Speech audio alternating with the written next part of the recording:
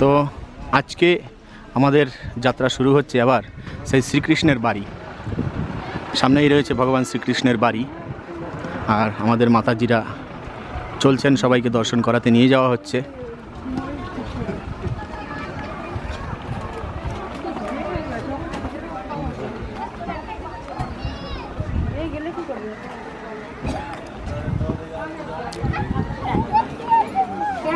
प्रभु जी ब्रजवासी चलो। हरे कृष्ण कृष्ण कृष्ण हरे हरे हरे राम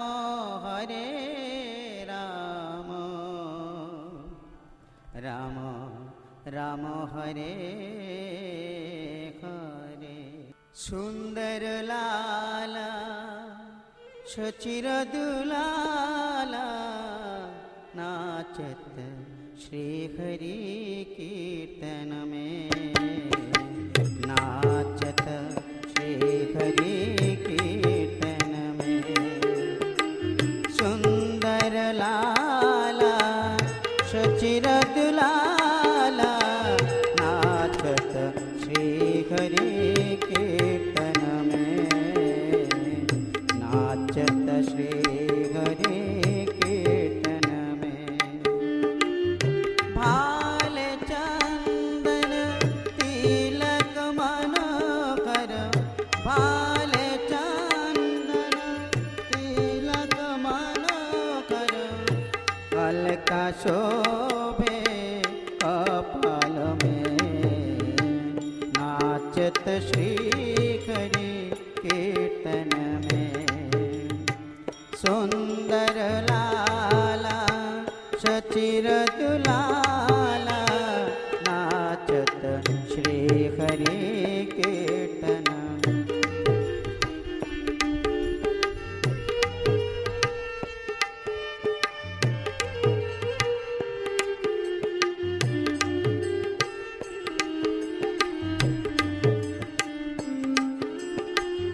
शेर चूड़ा तरसिवाले बन फूल माला खिया पर दोले। शेर चूड़ा तरसिवाले बन फूल माला खिया पर दोले। তো মার্চ মাসে আমি যখন এসেছিলাম তখন এই জায়গাটা অনেকটা ফাঁকা ছিল, বেশ এর মধ্যে থেকে নেমে এগিয়ে চলে গিয়েছিলাম অনেকটা, কিন্তু এখন গাছগুলো অনেকটা বড় হয়ে গেছে দেখেই ভিতর থেকে আর ওদিকটা যাওয়া যাবে না। আর যেটা বলছিলাম আর কি, সেই পবিত্র স্থান সেটা হলো গর্গ ঋষি, যেখানে নামকরণ করেছিল ভগবান শ্রীকৃষ্ণের, সেই গোশালা আমরা এখানে রয়েছে নিচে। তো এই গোশালার এখানটা বসেই গর্গ ঋষি ভগবান শ্রীকৃষ্ণের বলরামের নামকরণ করেছিলেন, এবং খুব গুপ্তভাবে, যাতে কংসের কেউ জানতে না পারে। হ্যাঁ, কেন কি যদি জেনে যায় কংস, তাহলে বুঝে যাবে যে শ্রীকৃষ্ণই তাকে হত্যা করার জন্য আবির্ভূত হয়েছিলেন। সেই কারণেই খুব চুপি চুপি এখানে বসে নন্দ মহারাজ এবং গর্গ ঋষি এই স্থানটিতেই নামকরণ করা হয় ভগবান শ্রীকৃষ্ণের। আর এত কৌতূহলের সাথে নামকরণ করা হয় যে কেউ বুঝতেই পারেনি যে শ্রীকৃষ্ণের নাম করার জন্য তার কুলগুরু এসেছে। আসলে যদুবংশের কুলগুরুই হলো গর্গ ঋষি।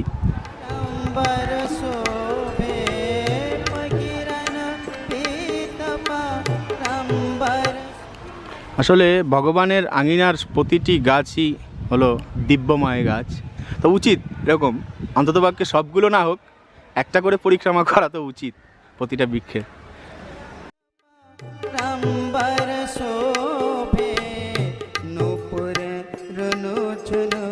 चरण में नाचत श्री हरि कीर्तन में। सुंदर लाला सचिर दुलाला नाचत श्री हरि कीर्तन में।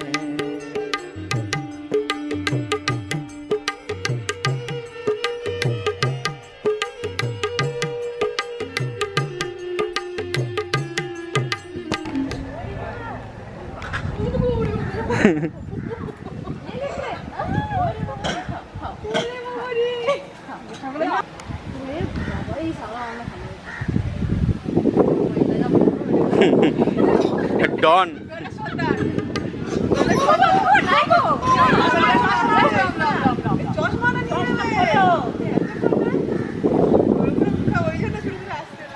ওর ওর ওর- ওর একটু রাগ হচ্ছে কেন কি ও পেলো। হ্যাঁ দলের লিডার আর ওকে কেউ পাত্তা দিল না। চলুন এবার তাহলে রমনরতিতে যেতে হবে। হায় রে 12টা বাজে, এখানে 12:30টায় বৃন্দাবনে কি করে ঢুকবো? থাকবে কেন না খেয়ে? যদি বলে যে আমাদের প্রসাদ বন্ধ হয়ে গেছে, আমি কিচ্ছু করতে পারবো না। হ্যাঁ অ্যাকচুয়ালি ওই সকালের আধা ঘন্টা সকালে লেট হয়েছে। ওই আধা ঘন্টাটা থাকলে পরে আমাদের এতটা ইয়ে হতো, মেকআপ হয়ে যেত। এই কি নন্দনারায়ণ গোশালা নাকি? এই যে সেই গোশালা গর্গঋষি যেখানে ভগবান শ্রীকৃষ্ণের নামকরণ করেছিল। আচ্ছা এ বৌমা राधा कृष्ण क्या के तनु निधु बन माचे बन छी बजा विश्व रूप की प्रभु जी सखी विश्व रूप की प्रभु जी सखी आओ तो प्रकट की नदिया में नाचत श्री हरि कीर्तन में सुंदर लाला सचिर दुलाला नाचत श्री हरि के। তো আমরা আবার দর্শন করছি ভগবান শ্রীকৃষ্ণের দামোদর লীলার স্থানটি। আসলে এই মন্দিরটি বন্ধ রয়েছে এখন, তো সে কারণে আমরা বাইরে থেকেই শুধু আসলে স্থানেরই মহিমা ঠিক আছে। তো মাতাজিরা সবাই এখানে বসে মহিমা শুনবেন এই পণ্ডিতজির কাছ থেকে। তারপরে আমরা দর্শন করে আবার এখান থেকে পাশেই রয়েছে শ্রীকৃষ্ণের বাড়ি, সেই স্থানটিতে যাব। আর এর আগেও ভিডিওতে দেখিয়েছি, তো পুনরায় এবারে হলো যেহেতু আমাদের ট্যুর চলছে সবাই একসাথে, সেই কারণে আরেকবার একটু দর্শন করে নিই আমরা এই পবিত্র স্থান যেখানে ভগবান শ্রীকৃষ্ণ উখালবান্দল লীলা করেছিলেন।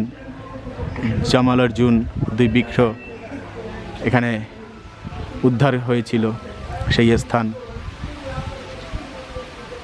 আর এর পাশেই যমুনার পাশে রয়েছে এরকম প্রাকৃতিক দৃশ্য। এই মন্দিরটির মহিমা হলো এই যে যখন মা যশোদা মূর্ছিত হয়ে পড়েছিলেন ভগবানের মুখে পুরো ব্রহ্মাণ্ড দেখে, তখন শিবজি এসে ওনার চিন্তা হরণ করেছিলেন এবং শান্ত করেছিলেন।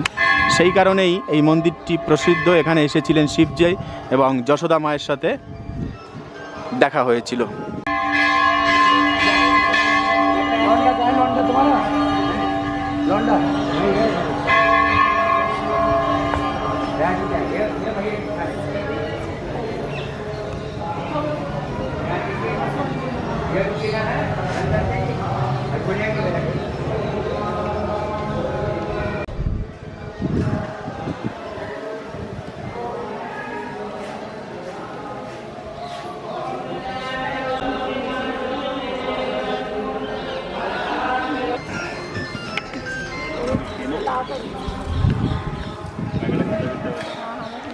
আর এই স্থানটি ঠিক ব্রহ্মাণ্ড ঘাট থেকে 1/2 কিলোমিটার দূরেই অবস্থিত এই শিবজির স্থানটি, যেখানে মা যশোদার শিবজির লীলাটি হয়েছিল, দুজনের কথোপকথন হয়েছিল। এই হলো মন্দিরের দ্বার। তো এই হলো মন্দিরের মধ্যে শিবজি, যেখানে এখানে বসেই মা যশোদা এবং শিবজির কথোপকথন হয়, দুজনের মন শান্তি করে এবং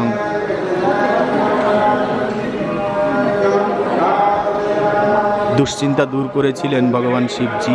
খুব পবিত্র স্থান বৃন্দাবনের।